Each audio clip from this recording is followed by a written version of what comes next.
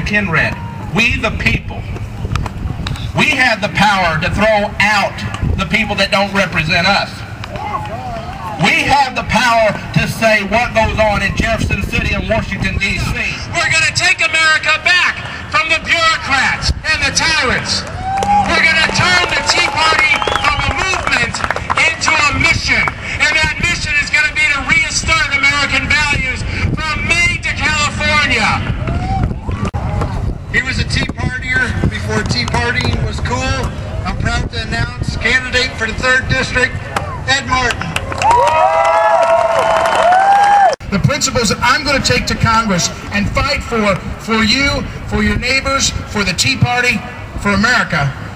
3 of the principles that are founding principles that we all know are life, liberty, and prosperity. First, life. First, life. The principle of respecting life. We cannot continue to slaughter the unborn in America. We cannot do it. We cannot wait for some magic election fairy to sprinkle Tea Party dust all over the country and return Congress to people who understand the Constitution. That's our job. A piece of legislation that flies in the face of this Constitution. A piece of legislation that now mandates that simply by existing in this country, you have to purchase a product. You have to buy something from Uncle Sam. They don't care about your choices. Yeah, but you know it's still down. Liberty. Let me tell you all something that you know. Some others have taken out this Constitution. I want to talk about the Bill of Rights. The Bill of Rights is the greatest protection of liberty in the history of human beings. And our people, our Congress has forgotten what the Bill of Rights says. That First Amendment says you can be who you are and worship whatever God you want or no God. It says you can assemble like this or not. It says that we have a basic freedom to speak our minds and be who we are as Americans. People die all across the world for less than that First Amendment, and this Congress is taking it away bit by bit. That Second Amendment, you may have heard of it. It's the right to protect your family, the right to protect yourself. They're taking that away too. Bit by bit, they're taking away your Second Amendment rights, and on and on. The big one for all of us is the 10th Amendment. We should all recognize that the growth in the federal government is an intrusion on every aspect of your life.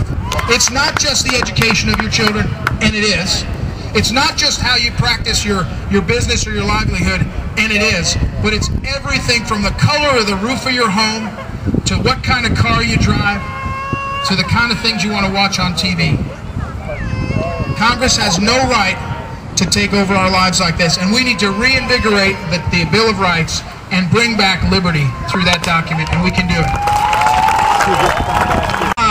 The true meaning of America: small government, low taxes, strong defense, self-governance, and at this point in time, driving down the debt.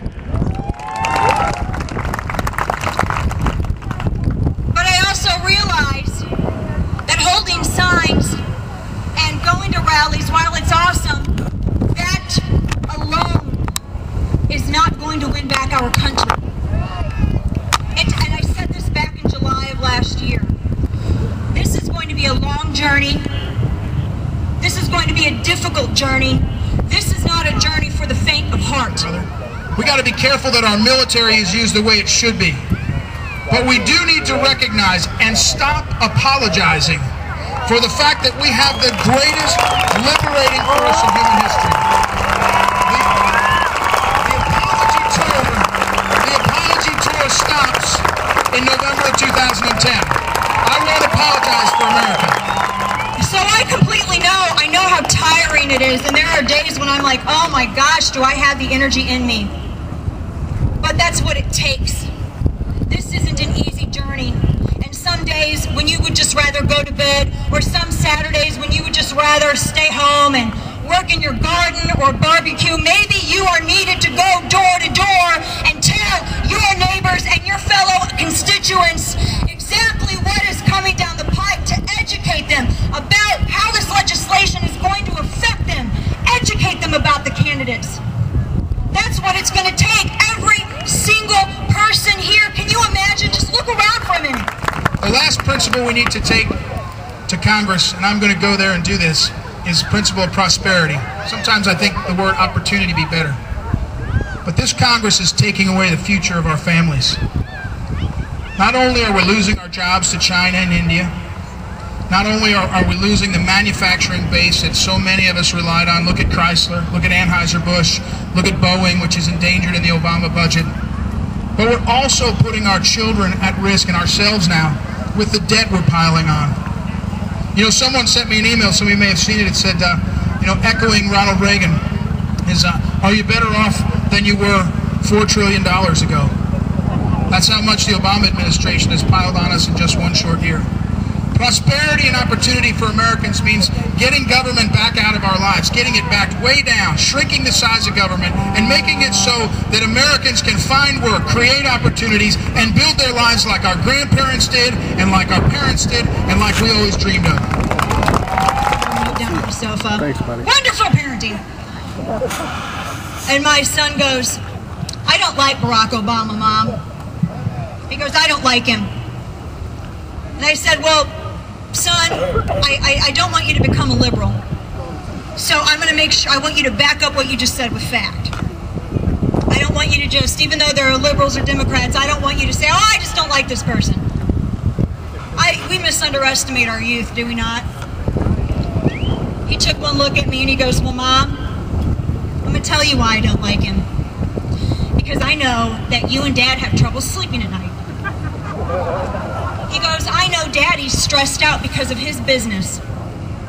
And I know that the reason you are all stressed out is because of what he's doing in the White House. My 9-year-old said this. Comes out of the mouth of babes, yes?